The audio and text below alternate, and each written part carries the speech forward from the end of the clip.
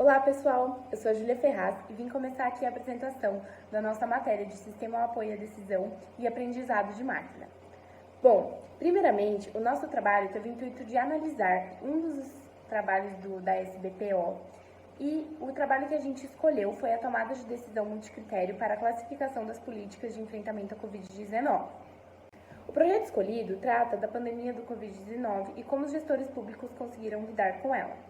E o objetivo é justamente escolher o melhor cenário de políticas de enfrentamento à pandemia e assim, como eles fizeram isso, foi através de um pacote, que eles chamaram de pacote Covid e ABS. E eles estipularam 11 cenários diferentes, tratando desde o 0% de isolamento até o 100% de isolamento, que seria o lockdown, e estudaram como diferentes partes da nossa economia e da nossa sociedade seria afetada com esse tipo de isolamento. A metodologia que eles utilizaram foi a metodologia do TOPSIS, para avaliar cada uma dessas políticas, considerando critérios epidemiológicos e econômicos. Bom, então, o que eles fizeram? Eles pegaram esses 11 cenários de isolamento social, desde o 0 até o 100, como vocês podem ver no slide, e estipularam cenários que seriam afetados por critérios, diferentes critérios. Então, por exemplo, o critério 1, que seriam os infectados, o 2 dos mortos, e assim eles foram estipulando, até mesmo critérios econômicos como o PIB das pessoas, o PIB dos negócios. Esses cenários, eles foram propostos com uma simulação complexa e simultânea dos critérios, para justamente ser mais fidedigno com a realidade. Eles aplicaram esses cenários como as alternativas na matriz de decisão, que a gente conhece da decisão de multicritério, para tomada de decisão, e também os critérios, como realmente os critérios normais da nossa matriz de decisão. A partir disso, eles estipularam pesos, que eles convidaram 2 decisores para realmente conseguirem estipular esses pesos de uma maneira que não tivesse uma visão enviesada, e sim algo mais neutro e conforme a realidade.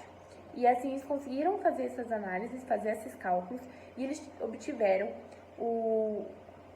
os resultados que a melhor política seria a política de 90% de isolamento e a pior política seria de 40% de isolamento. Então foi algo muito curioso, a gente pode ver aqui que a ordem dessa tabela, ela indica qual do melhor para o pior. E aí a gente vê que o 0% de isolamento seria o quinto melhor, para o cenário, porque isso tem muito peso para os critérios econômicos. Então, por isso, desse tipo de seleção. E aí, a gente vai falar um pouquinho sobre as mudanças que nós fizemos. Vou comentar agora com vocês sobre as mudanças que o nosso grupo implementou a partir do problema que a Ju comentou com vocês. Então aqui a gente decidiu implementar um método Prometi. O método Prometi, diferentemente do método TOPSIS, ele leva em consideração as preferências que o usuário tem para cada critério, comparando todas as alternativas que envolvem o problema. Então aqui a gente fez 2 testes. O primeiro deles com os pesos originais, onde a nossa intenção é comparar os 2 métodos, o TOPSIS e o Prometi, a partir de mesmos valores. O segundo foi com os pesos alterados, para a gente conseguir comparar, para a gente conseguir analisar como que o programa, como o método Prometi, se comporta a partir de pesos diferentes. Qual a sensibilidade? Bom, inicialmente, para os pesos originais, a gente levou em consideração os dados que se encontram aí na tabela, onde a gente levou em consideração as 2 avaliações que 2 profissionais deram em cada critério, e a partir disso a gente conseguiu definir os pesos para cada um deles, a partir de uma média simples. Bom, com todos os dados definidos, a gente colocou todos eles no nosso programa que executa o método Prometi. Então, se vocês analisar aqui a imagem da esquerda, ali em cima a gente tem os nossos critérios que são referentes às políticas de enfrentamento para a Covid. Então, ali você tem porcentagem de infectados, mortos, informações para cada tipo de caso, para cada tipo de alternativa que a gente definiu, onde cada alternativa representa a porcentagem de isolamento que teria em cada caso. Além disso, para cada critério, a gente definiu se esse critério é de mínimo ou de máximo. Como assim? Se é interessante para a gente, naquele critério, o maior valor ou o menor valor. E também, para cada critério, a gente colocou os respectivos pesos, como a gente comentou anteriormente, os respectivos pesos originais, e também definiu o tipo de problema que a gente está analisando. Depois a gente rodou o programa e obteve esses 2 valores que vocês estão vendo aí na tabela e no gráfico da direita. Então, a gente obteve o seguinte ranking. O primeiro, os de 90%, o segundo, 100% de isolamento, o terceiro, 80%, o quarto, 70%, quinto, 0% e o sexto, de 60%. Se vocês pararem para analisar, com o método TOPS, como a Ju comentou anteriormente, os valores são...